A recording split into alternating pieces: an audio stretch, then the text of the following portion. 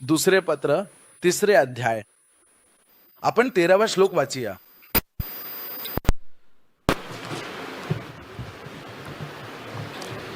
मी वाचतो. पेत्राने लिहिलेल्या दुसऱ्या पत्राचा 3रा अध्याय 13वा श्लोक. तरी सुद्धा आपण त्याच्या वचनावर विश्वास ठेवून नवीन आकाश आणि नवीन पृथ्वीची अपेक्षा करतो, त्यातच न्याय नांदतो. त्याचप्रमाणे प्रकटन ग्रंथ 20 पहिले अध्याय. प्रकटन ग्रंथ 20 पहिले अध्याय. 56 श्लोक वाचूला. मग सिंहासनावर बसलेला म्हणाला, पहा, मी सर्व काही नवीन करीत आहे. आणि त्याने मला सांगितले, ही वचने विश्वासार्ह आणि खरी आहेत म्हणून लिहून ठेव. आणि तो माझ्याशी असे म्हणाला, सर्व काही पूर्ण झाले आहे. मीच अल्फा आणि ओमेगा म्हणजेच प्रारंभ आणि अंत आहे. तहानलेल्या प्रत्येकाला मी जीवनाच्या झऱ्याचे पाणी मोफत देईन. खूप स्पष्टपणे लिहिले आहे की मी हे मोफत देईन. 2 दिवसांपूर्वी मला एक स्वप्न पडलं. या स्वप्नात काय घडले विचारांतर. सर्व चर्चेस बंद झाल्या. जगभरातल्या सर्व चर्चेस या सर्व बंद झाल्या. लॉकडाऊनच्या वेळी जशा सर्व चर्चेस बंद झाल्या होत्या, तसंच पृथ्वीवर असलेल्या सर्व चर्चेस बंद झाल्या. सर्व उपासना केंद्रे, ही हिंदू धर्माची असोत, इस्लामची असोत, ख्रिश्चन धर्माची असोत किंवा जैन धर्माची असोत, सर्वच बंद झाल्या होत्या. बंद झाल्यानंतर पुन्हा उघडल्या गेल्या. मग मोठमोठी उपासना केंद्रे सर्व उघडली गेली. सर्व चर्चेस उघडली गेली. त्या चर्चेसमध्ये सर्व लोक उपस्थित होते. पण तिथे सैन्याचे लोकही उपस्थित होते. मग तिथे आलेले, वचन सांगायला आलेले जे पादरी होते, ते ओपनिंगला काय बोलत होते म्हणाल तर, सर्व लोक उपस्थित होते. तो इथे उभा होता. काही पादरी काय म्हणत होते तर, in the name of new old order आम्ही ही चर्च उघडत आहोत असं म्हणत होते. सामान्यपणे एखादं चर्च नवीन उघडत असतील असं समजा.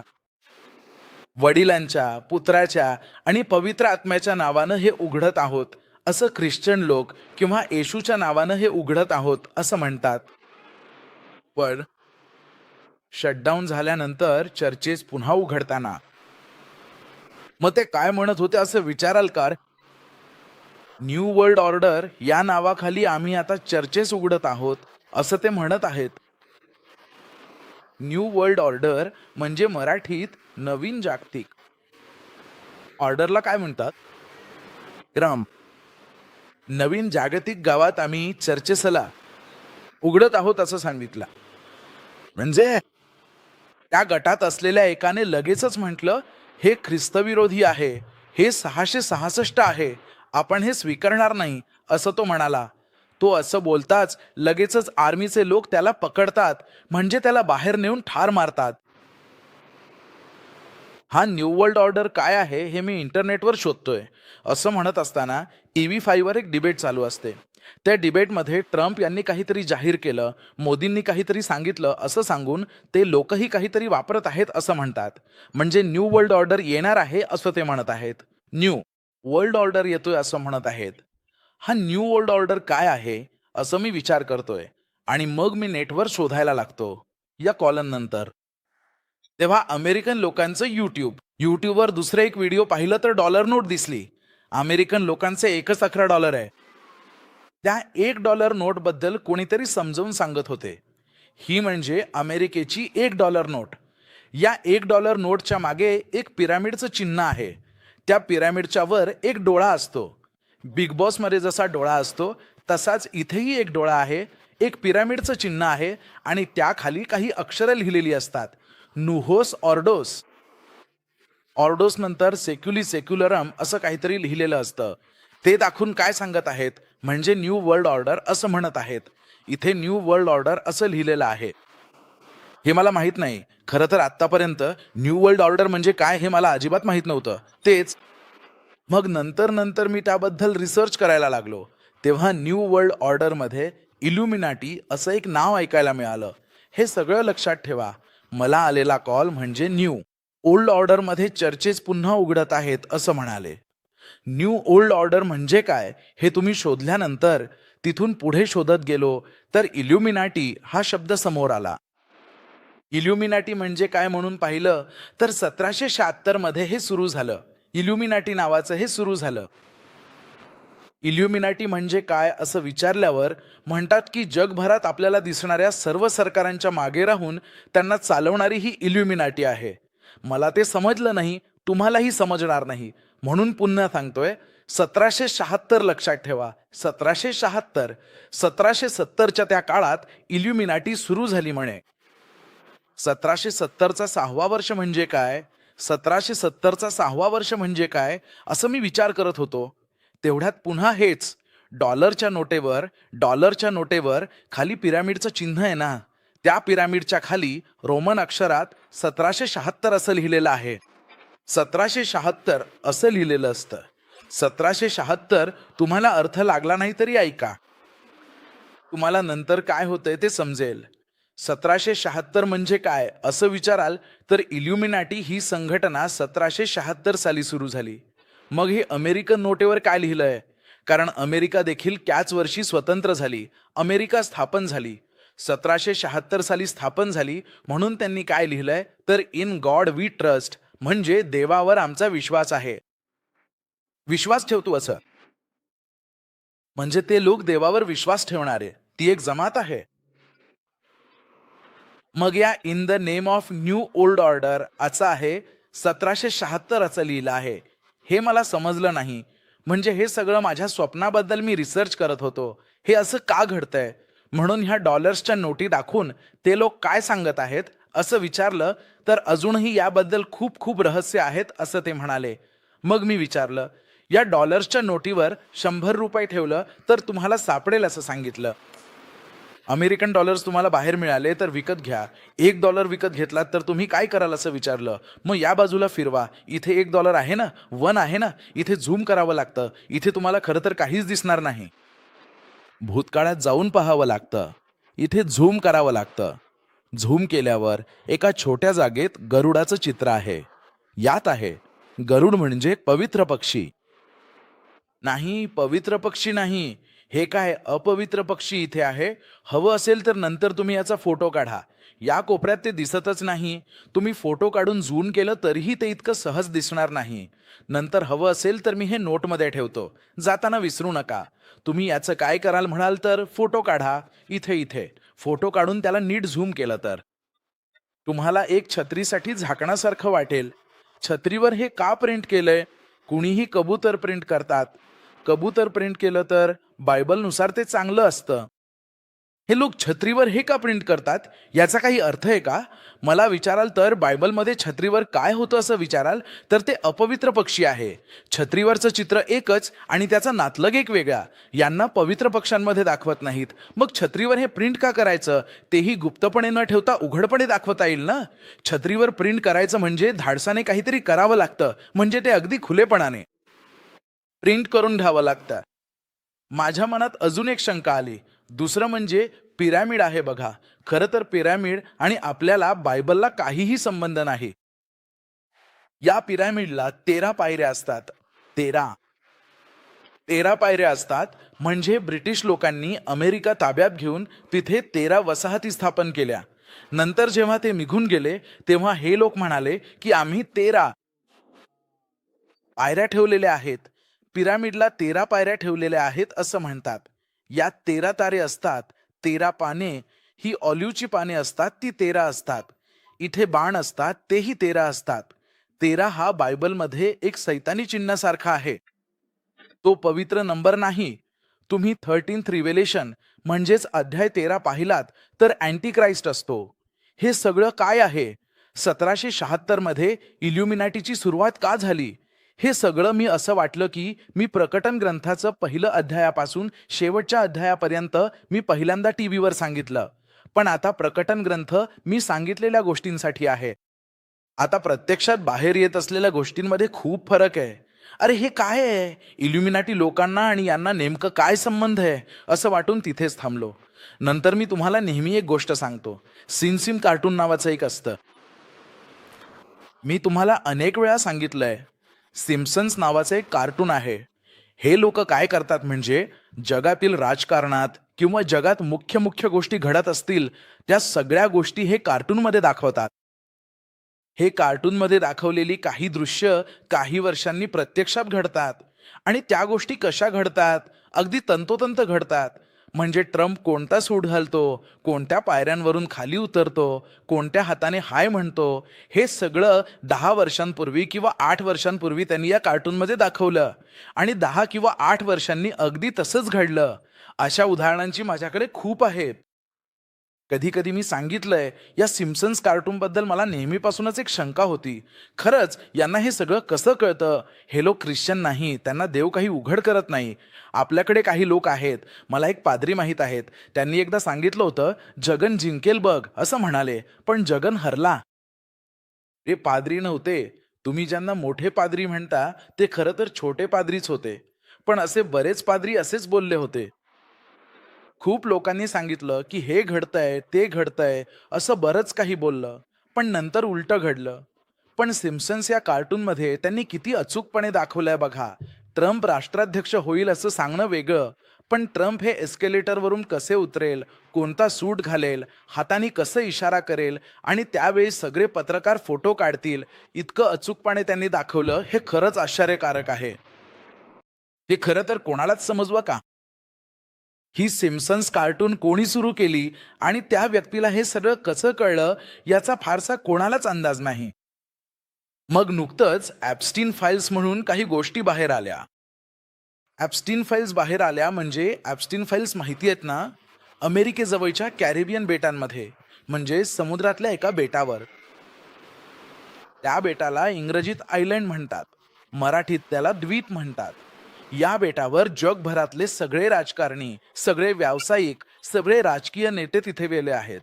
हे आत्तापासून नाही, अगदी मायकेल जॅक्सन पासून. त्याचा मृत्यू होऊन खूप वर्ष झाली, त्याच्यापासून सगळे तिथे गेले आहेत. तिथे जाऊन ते काय केले म्हणाल तर, मुलांच्या शरीराचे मांस खाल्ले, रक्त प्यायले, म्हणजे माणसांचे शरीर खाल्ले. माणसांचं रक्त प्यायले कोण म्हणाल तर, जगात सध्या असलेले मोठे राजकीय नेते, यूएसचे राष्ट्राध्यक्ष, यूकेचे प्रिन्सेस, कित्येक जण.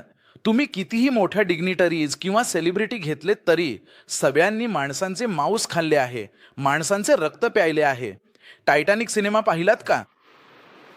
पाहिला नाही का? निदान टायटॅनिक सिनेमाचा हिरो तरी पाहिलात का? त्याचे व्हिडिओज बघा. तो म्हणे 30 किलो मांस खाल्ले म्हणतात, तेही मुलांचं.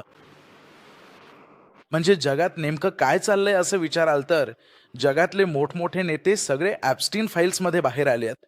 अजूनही काही जण आहेत. ॲप्स्टीन फाईल्समध्ये अजूनही खूप लोक आहेत. म्हणजे जगभरातले सगळे नेते यात आहेत. हे इल्युमिनाटीचे लोक म्हणे हे सगळं सुरू केलं असं सांगतात. ते यामागे आहेत असंही म्हणतात. हे सगळे मिळून काय करायचं ठरवत आहेत म्हणजे प्रकटन ग्रंथाचं 18वं अध्याय. प्रकटन ग्रंथ 18वं अध्याय. मी पहिल्या वचनापासून वाचतो. पहा, प्रकटन ग्रंथ 18वा अध्याय, पहिलं वचन. त्यानंतर मोठ्या अधिकाराचा दुसरा दूत स्वर्गातून खाली आला आणि त्याच्या तेजाने पृथ्वी उजळली. तो मोठ्या आवाजात गर्जना करून म्हणाला, मोठा बाबेल पडला पडला आहे, ते दयाळूंना निवासस्थान झाले आहे, प्रत्येक अशुद्ध आत्म्याचे वस्तीस्थान आणि प्रत्येक अशुद्ध व घृणास्पद पक्षाचे वस्तीस्थान बनले आहे. हे लक्षात ठेवा. प्रत्येक अशुद्ध किंवा घृणास्पद पक्षाला तिथे वावर आहे, कारण सर्व राष्ट्रांनी तिच्या व्यभिचाराच्या मद्याने धुंद होऊन पडले आहेत. पृथ्वीचे राजे तिच्याबरोबर व्यभिचार केले आहेत आणि पृथ्वीवरील व्यापारी तिच्या ऐश्वर्यामुळे श्रीमंत झाले आहेत. मग या गोष्टी त्यांना काय सांगतात असे विचारले तर, महाबेबेल नावाचं एक ठिकाण आहे. त्या महाबाबेलमध्ये प्रत्येक अशुद्ध पक्षी आहे. आता डॉलरच्या नोटेवर तोच पक्षी आहे. तो घुबड आहे नाही का? घुबड आहे ते. तो एक अशुद्ध पक्षी आहे. अशुद्ध पक्षाला तुम्ही का निवडलात असं विचारलं तर आपल्याला माहीत नाही. पण बायबल सांगतं की एक महाबाबेल नावाचं ठिकाण आहे. मी अमेरिकेबद्दल बोलतोय असं नाही. महाबॅबेल असं तिथे म्हटलं आहे. एक व्यवस्था आहे. त्या व्यवस्थेत भूत आहेत, अशुद्ध आत्मे आहेत, अशुद्ध पक्षी आहेत, व्यभिचार आहे, राजे तिथे आहेत, व्यापारी बिझनेसमन तिथे आहेत, राजकारणी तिथे आहेत, रक्त तिथे आहे, मांस तिथे आहे. जर तुम्ही प्रकटन ग्रंथाचं 18वा अध्याय वाचलत, प्रकटन ग्रंथाचा 18वा अध्याय वाचलत, तर हे सगळं दिसून येईल. हे सगळं त्यात आहे. एल्युमिनारिटीत आहेत, हे ॲप्सिन फाईल्समध्ये आहेत, हे अमेरिकेशी संबंधित त्या गोष्टीत आहेत. मी याला महाबॅबिलॉन असं म्हणालोय असं नाही, पण संपूर्ण सिस्टीम तिथेच आहे.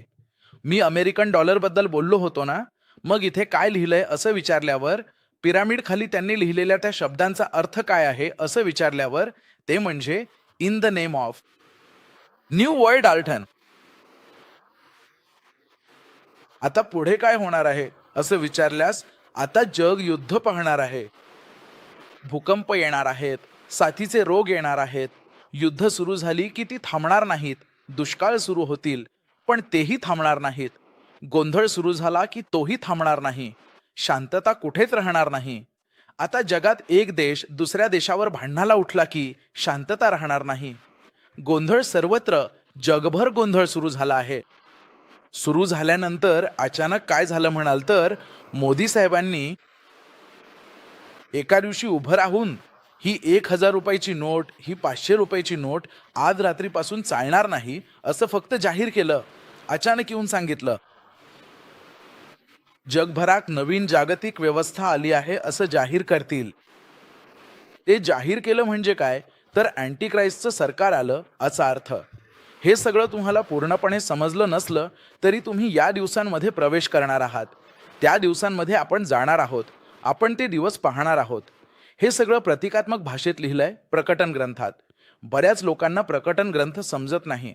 प्रकटन ग्रंथात ख्रिस्तविरोधकाला ख्रिस्तविरोधक असं म्हणत नाही.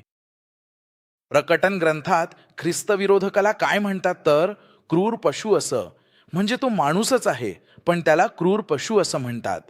जनसमूह किंवा लोक असं म्हणत नाहीत. पाणी, वॉटर असं म्हणतात. हे सगळं प्रतिकात्मक भाषेत आहे.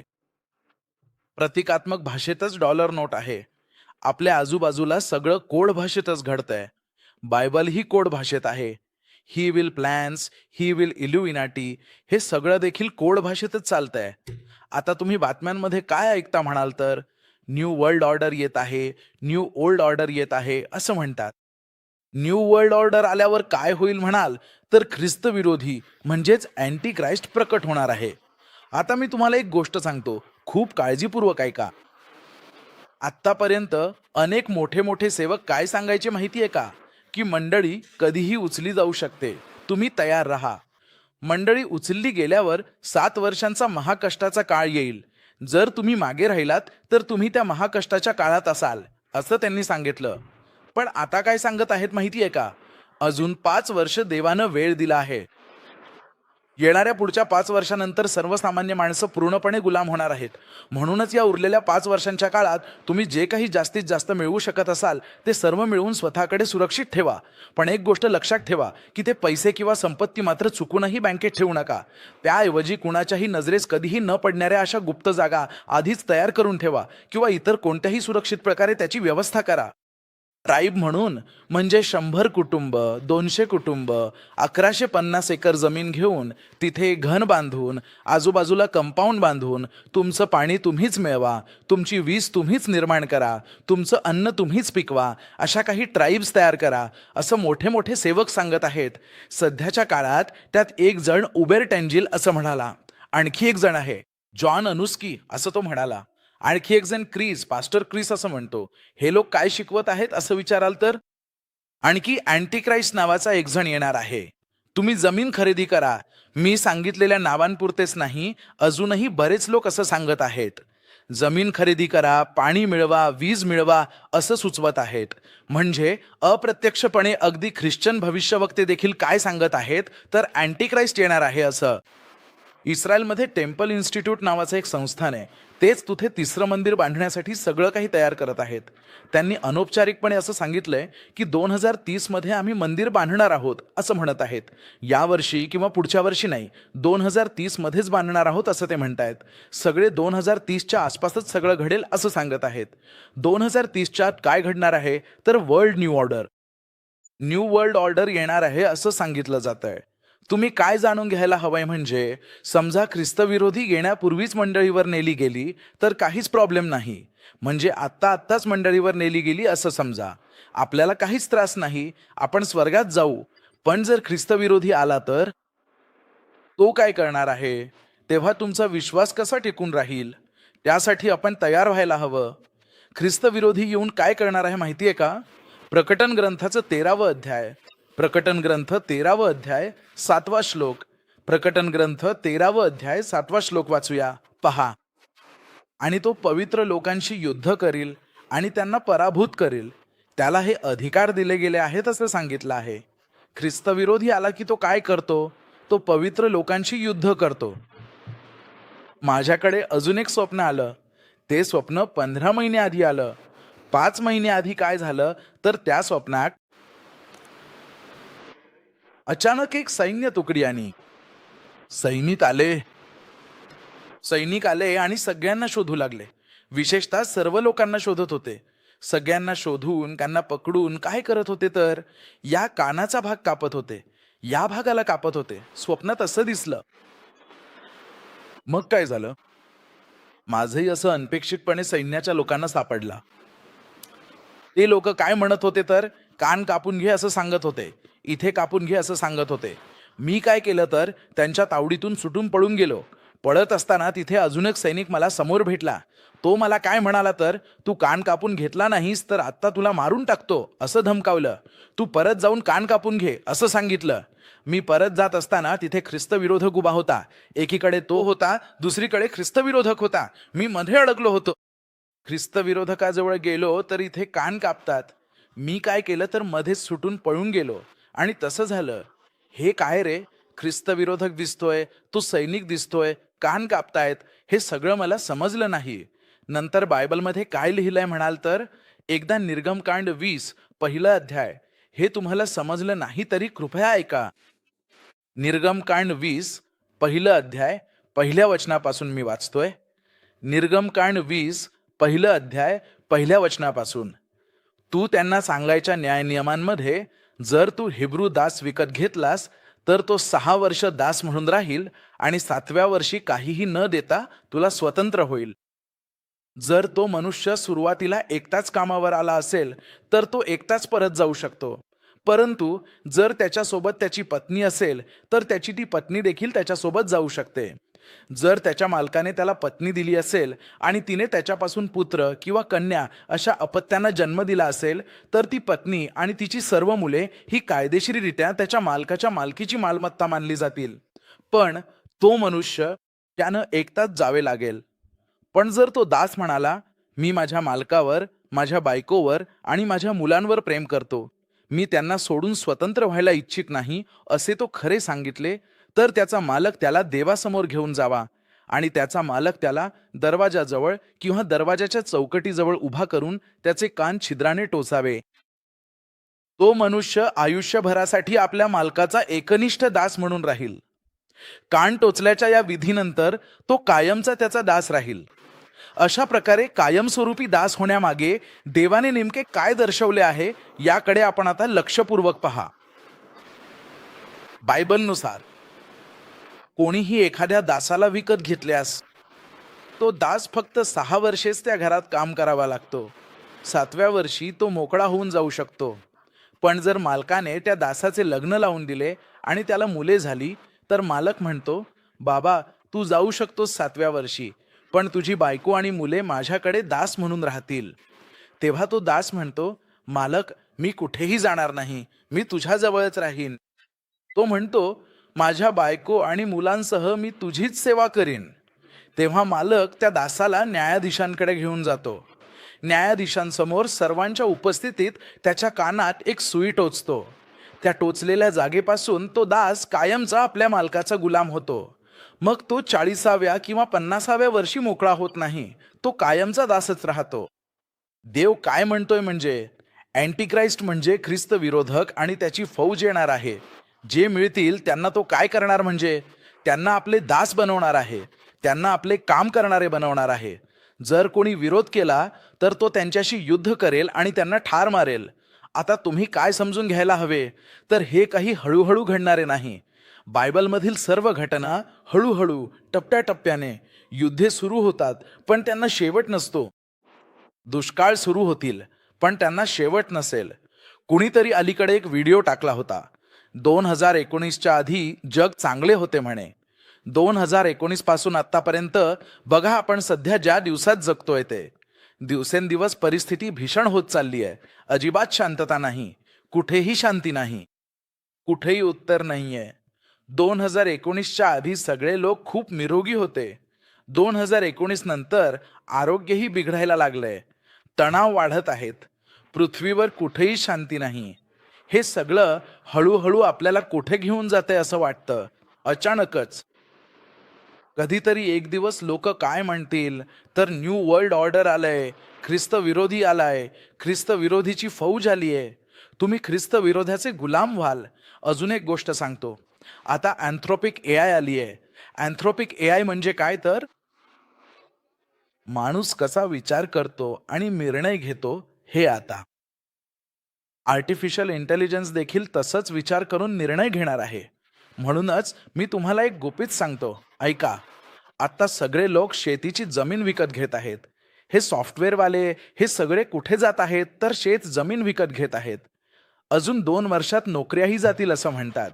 तेच कोडिंग करेल, तेच सिस्टम डेव्हलप करेल, तेच सगळं करेल. आता अँथ्रोपिक एआयने ते करून दाखवलं आहे. माणसाला कंट्रोल करणार आहे. एका ठिकाणी मध्ये असं काही घडलं.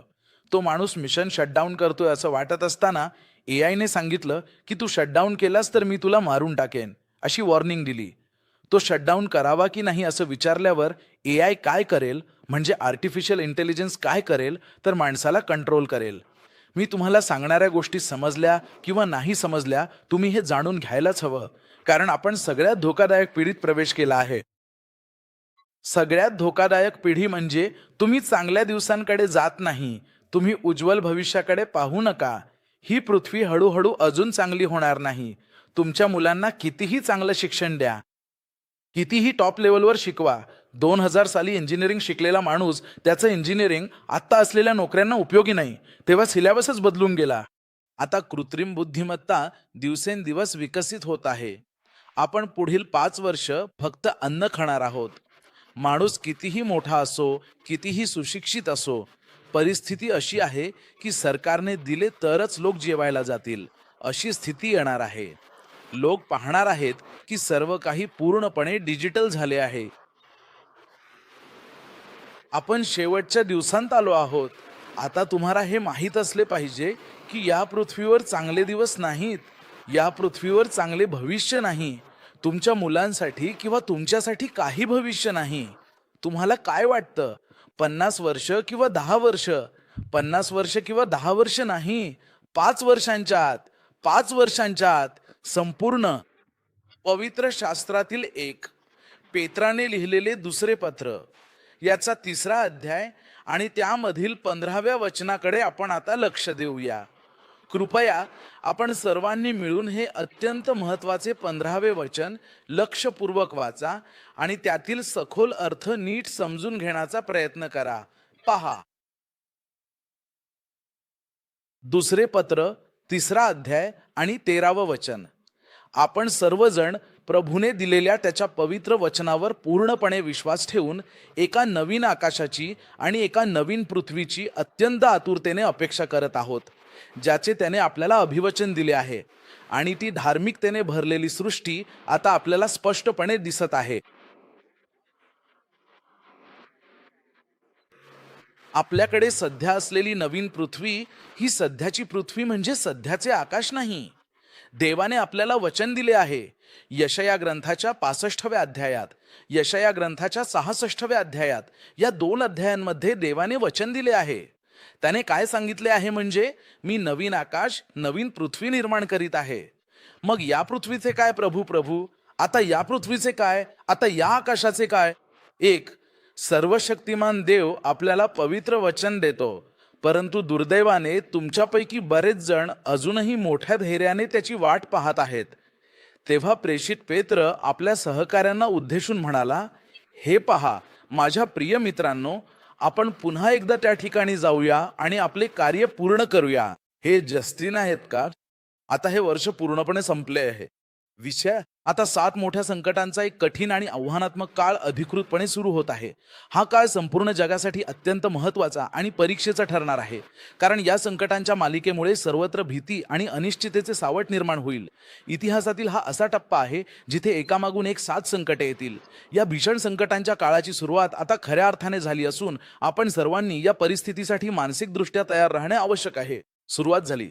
7 वर्षांच्या संकटांचा काळ सुरू झाला आणि मग ख्रिस्तविरोधी येईल, ख्रिस्तविरोधक येईल. एक असं म्हटलं जातं की भविष्यात एक अँटी ख्रिस्ट म्हणजे ख्रिस्तविरोधक नक्कीच येईल. हो, ख्रिस्तविरोधक येणार आहे असं अनेक लोक वारंवार म्हणतात. पण लक्षात ठेवा की तो ख्रिस्तविरोधक लगेच किंवा अगदी आताच येणार नाही. परंतु तो ख्रिस्तविरोधक आता आपल्या खूपच जवळपास आलेला आहे. आणि त्या 7 वर्षांच्या काळाबद्दल सांगायचे तर 6 त्यानंतरच्या काळात संपूर्ण पवित्र ग्रंथात 2 अध्यायात किंवा अगदी पहिल्या वचनात तिथून पुढे असे लिहिले आहे की 6 मग मी एक अत्यंत तेजस्वी नवीन आकाश आणि एक अतिशय सुंदर नवीन पृथ्वी पाहिली. कारण पहिल्यांदा जे काही होते ते आता पूर्णपणे नाहीसे झाले होते. पृथ्वी नाहीशी झाली होती, समुद्रही आता नव्हता. कृपया पुढील वचन वाचा. आणि तो माझ्याबरोबर मी या सर्व गोष्टींशी संपलो आहे. या 2 वचनांबद्दल मी काय सांगतोय ते म्हणजे देव नवीन आकाश निर्माण करतो आहे, तो नवीन पृथ्वी निर्माण करतो आहे, तो नवीन आकाश आणि नवीन पृथ्वी निर्माण करतो आहे. शेवटी देव काय करतोय? सर्व काही पूर्ण झाले, सर्व काही पूर्ण झाले. देव अशा प्रकारे बसला आहे. म्हणजे शेवटी देव आपल्याला कुठे घेऊन जातोय? तो आपल्याला नवीन आकाश आणि नवीन पृथ्वीवर स्थानांतरित करतो आहे. तो आपल्याला तिथे घेऊन जातो आणि या जगामध्ये ख्रिस्तविरोधी शक्तींचा प्रभाव आणि त्यांचा मोठा विरोध असूनही या संपूर्ण पृथ्वी तलावर देवाचे अत्यंत पवित्र, विश्वासू आणि नीतिमान लोक अजूनही मोठ्या संख्येने अस्तित्वात आहेत, जे आपल्या विश्वासावर ठाम राहून देवाच्या मार्गावर चालत आहेत आणि सत्याची साक्ष देत आहेत. 660 आणि 6 या क्रमांकाचे हे नवीन मद्र आता अधिकृतपणे रिलीज झाले आहे असे सर्वत्र सांगितले जात आहे. हे मद्र अतिशय महत्त्वाचे असून ते प्रत्येकाने आवर्जून विकत घ्यावे किंवा आपल्या संग्रही ठेवावे असा सल्ला सर्वजण एकमेकांना देत आहेत. खरं सांगायचं तर त्यामध्ये यापेक्षा जास्त काहीही वेगळं किंवा विशेष असं मला तरी वाटत नाही. पण तरीही लोक त्याबद्दल खूप बोलत आहेत. मला वैयक्तिकरित्या असं वाटतं की यात फारसा फरक नाही आणि ते अगदी साध्या स्वरूपाचे आहे. 666 हा विशिष्ट आकडा घेतल्याशिवाय मी शांत बसेन किंवा स्वस्थ राहीन असं म्हणणं पूर्णपणे अशक्य आहे. खरं तर ते मुळीच शक्य नाही. 660 आणि 6 म्हणजेच 666 ही संख्या घेतल्याशिवाय राहणं माझ्यासाठी कोणत्याही परिस्थितीत पूर्णतः अशक्य आहे. आणि हे मी पुन्हा एकदा अत्यंत ठामपणे सांगू इच्छितो की हे माझ्यासाठी कधीही शक्य होणार नाही. तुम्ही ते घेतलं, तुम्ही ते स्वीकारलं, तुम्ही ते पुन्हा पुन्हा घेतलं, तुम्ही ते वारंवार घेतलं, तुम्ही ते अनेकदा घेतलं, तुम्ही ते सतत घेतलं, तुम्ही ते पुन्हा एकदा घेतलं, तुम्ही ते पुन्हा पुन्हा घेतलं. 666चा तो आकडा किंवा ते चिन्ह स्वीकारल्याशिवाय मी स्वतःला खूप शक्तिशाली किंवा अत्यंत मजबूत ठेवू शकतो असं या जगात आज कोणीही ठामपणे सांगू शकत नाही. म्हणूनच ती नवीन व्यवस्था किंवा ती नवीन पद्धत आपल्या सर्वांसाठी अत्यंत महत्त्वाची आणि गांभीर्याने विचार करण्यासारखी गोष्ट ठरते. एक आकाश नवीन पृथ्वीमध्ये येण्याआधी आपण त्या चिन्हाला अँटिक्राइस्टला सामोरे जावं लागेल असं वाटतं. तेव्हा देव आपल्याला मदत करतो. ती हे प्रेषितांची कृत्य या पुस्तकाचा 2 अध्याय 17वा श्लोक वाचा. प्रेषितांची कृत्ये 2 अध्याय 17वा श्लोक. शेवटच्या दिवसांत मी माझ्या लोकांवर त्यामध्ये संपूर्णपणे चैतन्य आणि आत्म्याचा अंश ओतला जाईल, ज्यामुळे त्यात एक नवीन प्राण फुंकला गेल्यासारखे वाटेल.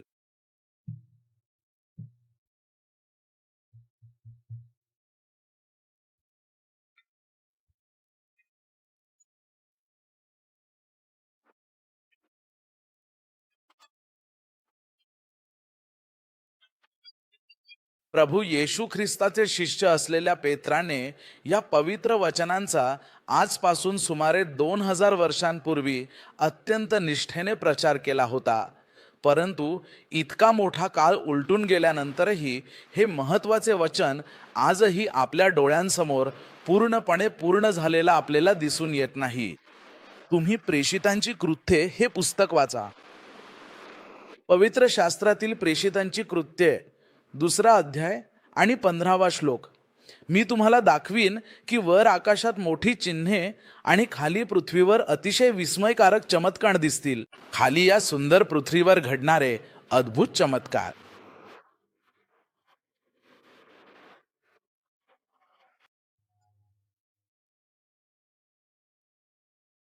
10व्या क्रमांकाचा जो श्लोक आहे तो मात्र आजच्या घडीला सुद्धा अजूनही पूर्णपणे समजलेला नाही.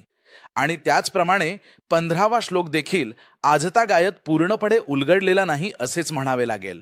कारण या दोन्ही श्लोकांचा सखोल अर्थ लावण्याचे प्रयत्न आजही सातत्याने सुरूच आहेत, परंतु त्यात अद्याप पूर्ण यश आलेले नाही. पवित्र शास्त्रातील 11वा श्लोक आपण जेव्हा लक्षपूर्वक वाचतो तेव्हा आपल्याला असे समजते की वर अथांग आकाशात अत्यंत मोठी आणि भयानक चिन्हे दिसून येतील आणि खाली या विस्तीर्ण पृथ्वीवर अद्भुत चमत्कार घडतील. वरच्या आकाशात घडणाऱ्या घटनांबद्दल सांगायचे तर प्रेषित मोशेने आपल्या हातांच्या सहाय्याने वरच्या आकाशातून प्रचंड मोठा गडगडाट आणि चमकणाऱ्या विजा खाली पृथ्वीवर आणल्या होत्या. अंतराळात प्रवाह वाहतात, पृथ्वीवर थेट प्रक्षेपण होत आहेत, आकाशात गडगडाट घडवून आणला. अशा अभूतपूर्व घटना प्रेरितांच्या काळात घडल्या नाहीत. कोणत्याही प्रेरिताने आकाशातून गडगडाट घडवून आणला नाही. कोणत्याही प्रेरिताने त्यांच्या सेनापतींना उत्तर दिशेला हलवले नाही. कोणत्याही प्रेरिताने पाण्याला रक्तात बदलले नाही. कोणत्याही प्रेरिताने मोठी कामगिरी केली नाही आणि ते झाले नाही. पण देव काय करत आहे? देव या गोष्टी शिकत आहे. मी जे करत आहे ते म्हणजे मी तुम्हाला आकाशातील महान कृत्य दाखवीन. मी तुम्हाला पृथ्वीवर दैवी कृत्य करायला लावीन. ही महान कृत्य आणि दैवी कृत्य कोणती ते पुढच्या ओळीत आहे. पहा, रक्त, अग्नी, धूर यांचा उल्लेख आहे. देव म्हणतो, मी रक्त, अग्नी, धूर निर्माण करीन. हे प्रेरितांनी केले नव्हते. प्रेरितांनी पाणी रक्तात बदलले, त्यांनी आकाशातून अग्नी सोडला, त्यांनी धूर दाखवला, हे कुणीच केले नाही. देव म्हणतो, हेच ते घटनेचे चिन्ह आहे. ही घटना कधी घडते? अगदी जेव्हा ख्रिस्तविरोधी येतो तेव्हा. ख्रिस्तविरोधी येतो तेव्हा देव काय करतो? तो चर्चवर सामर्थ्यशाली अभिषेक पाठवतो. आत्ता जे आहे ते अभिषेक नाही. आत्ता जे घडते ते म्हणजे तुम्ही पडणार का, हे देवाचे कार्य आहे. आयुष्यात सगळेच जण कधीतरी खाली पडले, पुन्हा जिद्दीने उठले. काही महत्त्वाच्या घटना घडल्या, तर काही गोष्टी घडल्याच नाहीत. या तर खरं तर अगदी साध्या आणि नैसर्गिक गोष्टी आहेत. पण खरी मुख्य समस्या काय आहे, तर ती म्हणजे ख्रिस्तविरोधी शक्तींचा वाढता प्रभाव. Bill Gates, George Bush, Bill Clinton असे अनेक सेलिब्रिटी, त्यांची नावे घेतली जातात आणि लोक आश्चर्यचकित होतात. रक्त प्यायचंय का, मुलांना मांस द्यायचंय का, असं तुम्ही विचारता का? तुम्हाला खरोखरच माणसाचं ताजं रक्त प्यायची इच्छा झाली आहे का? म्हणजे मला असं म्हणायचंय की अशा प्रकारच्या विचित्र आणि भयानक गोष्टी तुमच्या मनात कशा काय येऊ शकतात? हे सगळं ऐकायला कितीतरी भयानक आणि अंगावर काटा आणणारं वाटतंय, नाही का? अशा प्रकारच्या गोष्टींबद्दल विचार करणं सुद्धा सामान्य माणसासाठी खूपच कठीण आहे.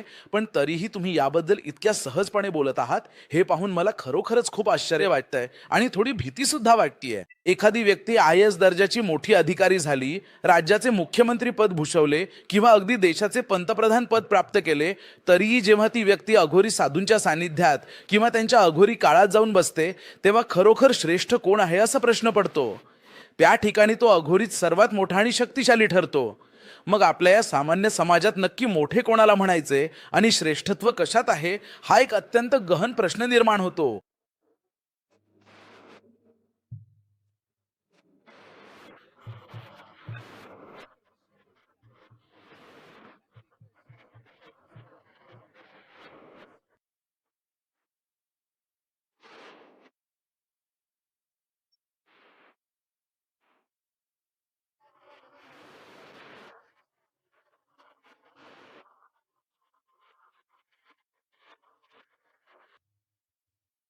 सूर्याचं महान कार्य, पृथ्वीचं निरीक्षण, रक्त, अग्नी, धूर, पाणी मिसळण्यासाठी वापरली जाणारी हवा, प्रभूचा महान दिवस म्हणजे तो दिवस जेव्हा सूर्य चंद्रासारखा काळा आणि रक्तासारखा लाल होतो, तेव्हा ते सर्व प्रभूच्या नावाने प्रार्थना करतात आणि त्यांना सर्वांना तारण मिळतं.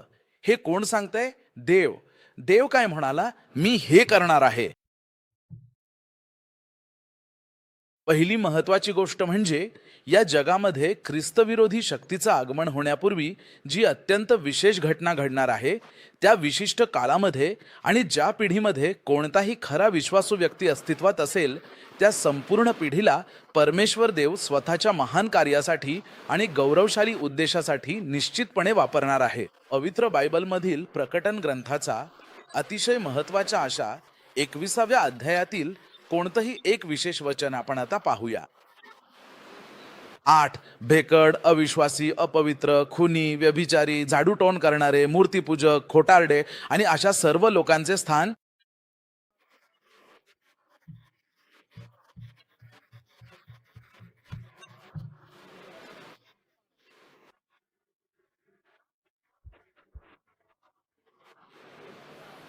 एक, पहिल्यांदा हे लक्षात घ्या की भित्रा आणि घाबरट लोकांना देवाच्या राज्यातून पूर्णपणे बाहेर टाकले जाईल. अशा भेकड लोकांमुळे देव आपल्या जीवनात काहीच महान कार्य करणार नाही. तुम्ही कदाचित पवित्र बाप्तिस्मा घेऊ शकता. तुम्ही तारणहार प्रभू येशू ख्रिस्तावर पूर्ण अंतःकरणाने विश्वास देखील ठेवू शकता. आजच्या आधुनिक युगामध्ये आर्टिफिशियल इंटेलिजन्सचा जो काही अफाट आणि अत्यंत व्यापक असा प्रभाव निर्माण झाला आहे, तो इतक्या कमी कालावधीत मी पूर्णपणे आणि मनापासून स्वीकारला आहे असे मला प्रामाणिकपणे वाटते. मी या जगातील अशा एका शेवटच्या पिढीचा प्रतिनिधी आहे, जी जुन्या आणि नवीन जगाचा संगम अगदी जवळून पाहतीये. आता तुम्हाला कदाचित प्रश्न पडला असेल की मी असं इतक्या खात्रीने का म्हणतोय, तर त्याचं कारण अगदी स्पष्ट आहे. कारण मानवी इतिहासातील सर्वात मोठे, महत्वाचे आणि क्रांतिकारी बदल हे केवळ आणि केवळ आपल्याच डोळ्यांदेखत आपल्याच या काळात घडत आहेत. हो, हे सगळं अफाट परिवर्तन केवळ आपल्याच काळात घडतंय आणि आपण त्याचे साक्षीदार आहोत. मी आज तुम्हाला त्या अत्यंत वादग्रस्त आणि धक्कादायक अशा एप्स्टीन फाईल्सबद्दल सविस्तर माहिती सांगणार आहे, ज्याबद्दल ऐकल्यानंतर कदाचित तुम्हाला आज रात्री शांतपणे झोप सुद्धा येणार नाही. या फाईल्समध्ये समाविष्ट असलेल्या बड्या लोकांची नावं जेव्हा तुम्ही स्वतःच्या कानांनी ऐकाल, तेव्हा तुम्ही पूर्णपणे आश्चर्यचकित आणि थक्क होऊन जाल. त्या फाईल्समध्ये नेमकी कोणती गुपितं दडलेली आहेत आणि तिथे नक्की काय काय घडतंय याबद्दलचा संपूर्ण आणि सविस्तर खुलासा मी आता तुमच्या समोर करणार आहे.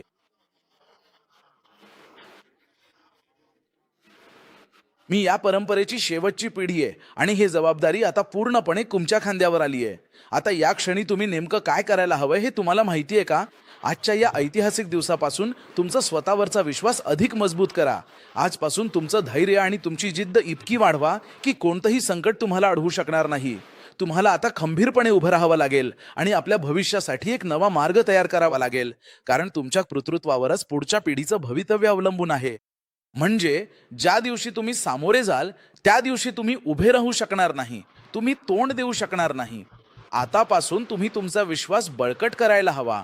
तुम्ही तुमचा विश्वास बळकट करायला हवा. तुम्ही तुमचा विश्वास बळकट करायला हवा. देवाचा आत्मा तुमच्यावर उतरला पाहिजे. देवाचा आत्मा तुमच्यावर उतरला पाहिजे. तुम्हाला माहिती आहे का, दावीद गोलायतला मारायला का गेला? कारण देवाचा आत्मा त्याच्यावर उतरला होता. प्राचीन इस्रायलच्या पवित्र देशामध्ये ज्यांच्यावर प्रत्यक्ष परमेश्वर देवाचा पवित्र आत्मा पूर्णपणे उतरला होता, अशी एकमेव आणि अद्वितीय व्यक्ती म्हणजे राजा दावीदच होती. याच कारणामुळे सर्वशक्तिमान देवाने स्वतः दावीदच्या हाताने त्या महाकाय आणि बलाढ्य गोलायतचा पराभव करून त्याला जमिनीवर पाडलं होतं. आता आजच्या या महत्वाच्या क्षणी तुम्ही सर्वांनी अंतःकरणापासून देवाकडे प्रार्थना केली पाहिजे आणि त्याच्याकडे मागणं मागितलं पाहिजे, कारण हेच तुमच्या जीवनातील सगळ्यात महत्वाचं आणि मोलाचं कार्य आहे. माझ्या डोळ्यातून मला घेऊन लॉजमध्ये ठेव. मलाच. मी आता पवित्र बायबलमधील प्रकटन ग्रंथाचा 3रा अध्याय अतिशय लक्षपूर्वक वाचत आहे. मी पुन्हा एकदा सांगतो की मी प्रकटन ग्रंथाचा 3रा अध्याय पूर्णपणे वाचत आहे. प्रकटन ग्रंथाच्या 3ऱ्या अध्यायातील जो 3रा श्लोक आहे, तो 3रा श्लोक मी आता या क्षणी तुमच्या समोर वाचत आहे. प्रकटन ग्रंथाचा 3रा अध्याय आणि त्यातील 3रा श्लोक वाचण्याचे काम मी आता करत आहे. प्रकटन ग्रंथाचा 3रा अध्याय 3रा श्लोक. मी या 2 साक्षीदारांना अधिकार देतो. आता आपण या पवित्र ग्रंथातील पुढील भागाकडे वळणार आहोत, ज्यामध्ये आपण दुसरा अध्याय पूर्ण केल्यानंतर तिसऱ्या अध्यायाची सुरुवात करणार आहोत आणि त्यानंतर तिसऱ्या अध्यायातील सविस्तर माहिती पाहणार आहोत. आगीचा ओवा सोडून त्यांच्या शत्रूंना जाळून टाकतात. म्हणून एक, जो कोणी दुष्ट बुद्धीने त्यांना शारीरिक किंवा मानसिक इजा करण्याचा प्रयत्न करेल त्याला अगदी त्याच क्रूर पद्धतीने शिक्षा देऊन मारलं जाईल. आता हे अत्यंत लक्षपूर्वक ऐका की पवित्र जर्नलमध्ये ख्रिश्चन पाद्री नेमके काय आणि कशा प्रकारे शिकवतात. जर चुकूनही हे विचार तुमच्या मनात आले असतील की त्यांना कायमचं मारून टाकावं, तर तुम्ही सतत तसंच वागत राहता आणि तुमच्या कृतीतून तेच वारंवार दिसून येत राहतं. सहावा मुद्दा असा आहे की आपण ज्याला अँटिक्राइस्ट म्हणून ओळखतो तो प्रत्यक्षात एक अत्यंत कपटी आणि खोटा मसीहा आहे, जो जगाला चुकीच्या मार्गावर नेण्यासाठी आणि लोकांची दिशाभूल करण्यासाठी पृथ्वीवर अवतरेल असे मानले जाते. पृथ्वीचा विरोध आणि तो उच्च दर्जाचा विरोध आहे. खरोखरच पृथ्वीचा विरोध आणि त्या काळातील परिस्थिती अत्यंत कठीण होती. जेव्हा आपण यरुशलेममधील महान प्रवक्त्यांबद्दल विचार करतो तेव्हा आपल्याला हे लक्षात येते की त्या पवित्र यरुशलेममध्ये राहणाऱ्या प्रवक्त्यांनी अत्यंत धाडसीपणे आणि निर्भयपणे आपल्याला जे काही सांगणे आवश्यक होते ते सर्व काही सविस्तरपणे आणि स्पष्टपणे सांगितले पाहिजे असे मानून पूर्ण केले. त्या काळच्या यरुशलेममधील प्रवक्त्यांमध्ये एक वेगळीच जिद्द होती आणि यरुशलेममध्ये घडणाऱ्या प्रत्येक घटनेबद्दल त्यांनी आपल्याला अत्यंत सखोल मार्गदर्शन केले आहे, जे आजही आपल्यासाठी तितकेच महत्त्वाचे आणि प्रेरणादायी ठरते. मी तुला सांगितलं होतं की तो मला इथून सोडवेल. जरी तुला वाटलं की त्या माणसाने मला तिथून बोलावलं, तरी खरं तर मला मारायचं होतं. त्याने मला म्युटर इटबई असा आदेश दिला. आमच्या प्रोफेसरांनी मला आतली ज्वाला बाहेर काढायला सांगितलं. त्या बाजूने म्हणजेच तुझ्यात धैर्य, विश्वास आणि मोठा आत्मविश्वास असावा लागतो.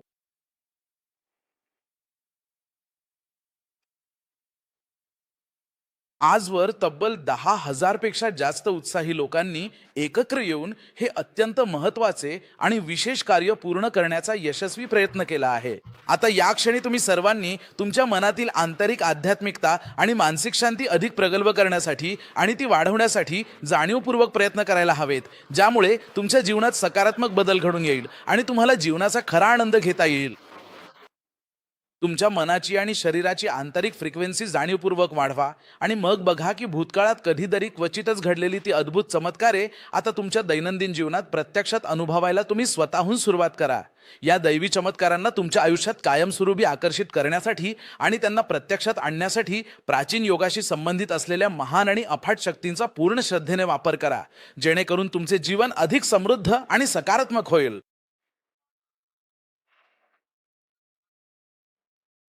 माझ्या स्वतःच्या खाजगी जीवनात देखील त्या महान दैवी शक्तीचा संचार व्हावा यासाठी मी आज मनापासून प्रार्थना करत आहे. जर तुम्ही सुद्धा माझ्यासोबत अगदी याच शब्दांत मनापासून प्रार्थना केली तर अगदी याच क्षणापासून सर्व शक्तिमान परमेश्वर तुमच्यावर आपला पवित्र अभिषेक करण्यास नक्कीच सुरुवात करेल. आजच्या या पवित्र रात्री आपण त्या अफाट शक्तीबद्दल थोडा सखोल आणि शांतपणे विचार करूया.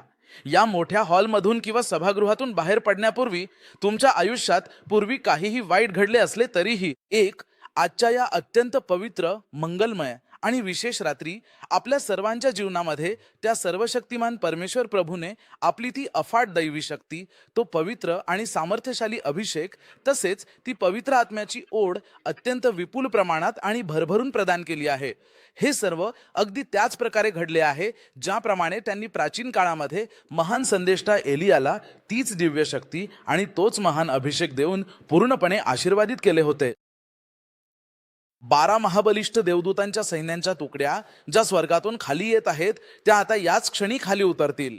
ते अगदी त्याच ठिकाणी तुमच्यासमोर प्रत्यक्षपणे खाली उतरणार आहेत. तुम्ही स्वतः आपल्या डोळ्यांनी त्यांची संख्या मोजून पहा आणि त्यांचा प्रभाव अनुभवा. तुम्हाला त्यांच्याकडून किती अफाट आणि सामर्थ्यशाली संरक्षण प्राप्त होत आहे याचे नीट निरीक्षण करा. याबद्दल अधिक जाणून घेण्यासाठी तुम्ही स्वतः प्रभू येशू ख्रिस्ताला नम्रपणे प्रार्थना करून विचारा.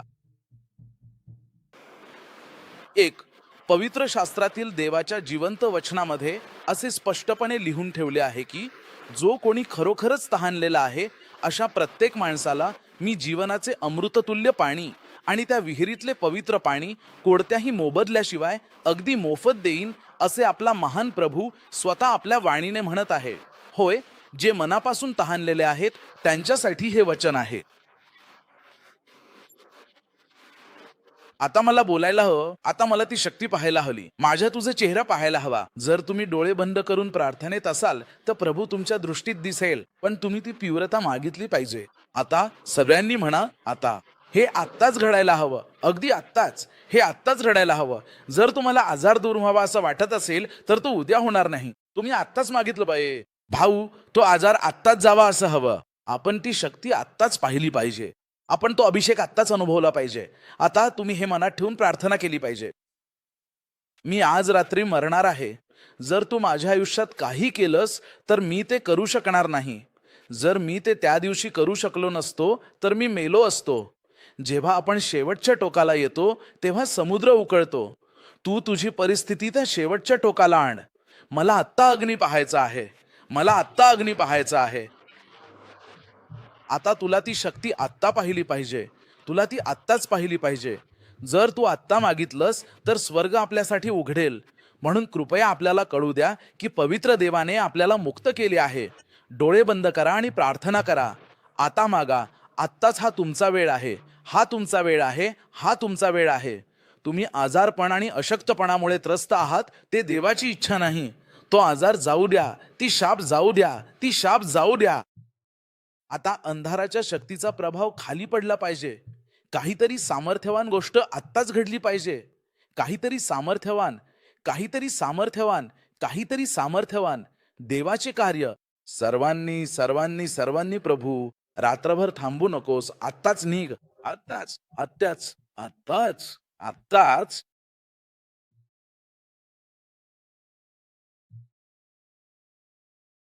मी तुझ्यावर अवलंबून नाही, मी तुझ्यावर विश्वास ठेवतोय. तू जे काही करशील ते आत्ताच व्हायला हवं. ह्या रात्रीच कृपया मला प्रकाशित कर. तुझ्या आत्म्याने मला उजळव. तू जसं मागशील, जसं प्रार्थना करशील तसंच देव उत्तर देईल. तुला मागावंच लागेल. तुला मागावंच लागेल. मी तुझा भक्त आहे. तुला देवावर विश्वासाने धरून राहिलं पाहिजे. तुम्हाला पूर्ण विश्वासाने मागावं लागेल. काहीही असो ते आत्ताच घडायला हवं, उद्या नाही तर अगदी आत्ताच, आत्ताच, आत्ताच तुम्हाला अगदी ठामपणे मागावं लागेल. आत्ताच, आत्ताच, अगदी ठामपणे माग. आणि येशू म्हणतो, तू आजच माग माझ्या मुला, आत्ताच माग. हे प्रभू, माझा आध्यात्मिक डोळं उघड, माझा आध्यात्मिक अंतःकरण उघड. मला तुझं दर्शन घडू दे. आत्ताच, याच क्षणी प्रभू माझ्या जीवनात कार्य कर. हा खरोखर तुझाच वेळ आहे. सर्व शक्तिमान देवाच्या महान कृपेशिवाय मी स्वतःहून काहीही करू शकत नाही. माझ्या स्वतःच्या सामर्थ्याने मी काहीच करू शकत नाही. आता सर्व काही केवळ देवानेच करावे लागेल. आता आपला प्रभू येशू ख्रिस्त सर्व काही पूर्ण करेल. हा खरोखर तुझाच वेळ आहे. त्यानेच हे सर्व करावे लागेल. जर त्याने स्वतःहून हे केले नाही तर? मला पूर्णपणे माहित आहे तुमची पवित्र उपस्थिती अजूनही आपल्या सर्वांच्या मध्ये आहे. हो माझ्या प्रिय बाबा, बाबा तुमचे मनापासून खूप खूप धन्यवाद बाबा. तुमचे कोटी कोटी धन्यवाद बाबा. बाबा बाबा बाबा बाबा. अर्थहीन प्रार्थना किंवा जिभेतील शब्द, तुम्ही आमच्या सोबत आहात याबद्दल आम्ही तुमचे अत्यंत ऋणी आहोत बाबा. धन्यवाद धन्यवाद धन्यवाद धन्यवाद धन्यवाद. मी आपले मनापासून आभार मानतो आणि आपली कृतज्ञता व्यक्त करतो. या संवादात जे काही विशिष्ट शब्द आले आहेत ते बहुधा एखाद्या पवित्र प्रार्थनेतील किंवा आध्यात्मिक अनुभूतीमधील असावेत. अशा शब्दांचे स्वरूप हे मानवी अर्थापलीकडचे असते. त्यामुळे त्यांचे कोणत्याही भाषेत अचूक आणि स्पष्टपणे भाषांतर करणे तांत्रिकदृष्ट्या शक्य नाही. हे शब्द केवळ भावनेतून आणि श्रद्धेतून समजून घेण्यासारखे आहेत, ज्यांचा शब्दशः अर्थ लावणे कठीण आहे.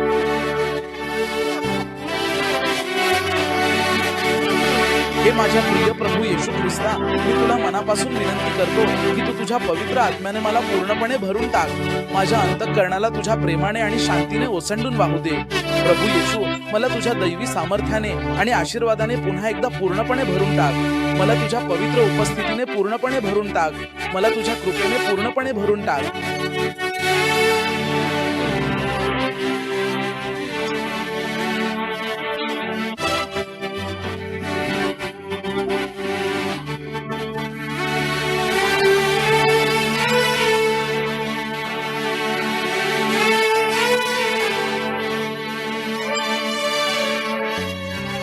4थ्या क्रमांकावर आपण निंबू या पात्राबद्दल सविस्तर माहिती जाणून घेणार आहोत, जो या कथेतील एक अत्यंत महत्वाचा आणि रंजक भाग मानला जातो. एक, पहिल्या अध्यायात असे स्पष्टपणे सांगितले आहे की महान आणि तेजस्वी ऋषीमुनी हेच या सर्व कार्याचे मुख्य आधार आणि प्रमुख मार्गदर्शक आहेत. खरोखरच ते थोर ऋषीच या संपूर्ण व्यवस्थेचे सर्वोच्च आणि सर्वश्रेष्ठ प्रमुख मानले जातात. स्तोत्र पठण करणे म्हणजे केवळ शब्द उच्चारणे नसून ते प्रत्यक्ष संतांच्या चरणी श्रद्धेने अर्पण केलेला एक अत्यंत पवित्र आणि मंगलमय अभिषेकच आहे. तसेच स्तोत्राचे श्रवण आणि मनन करणे म्हणजे संतांच्या आत्मिक आणि शारीरिक आरोग्याचे रक्षण करणारी एक महान दैवी शक्ती आहे असे मानले जाते. मी तुमच्यासाठी प्रार्थना करत आहे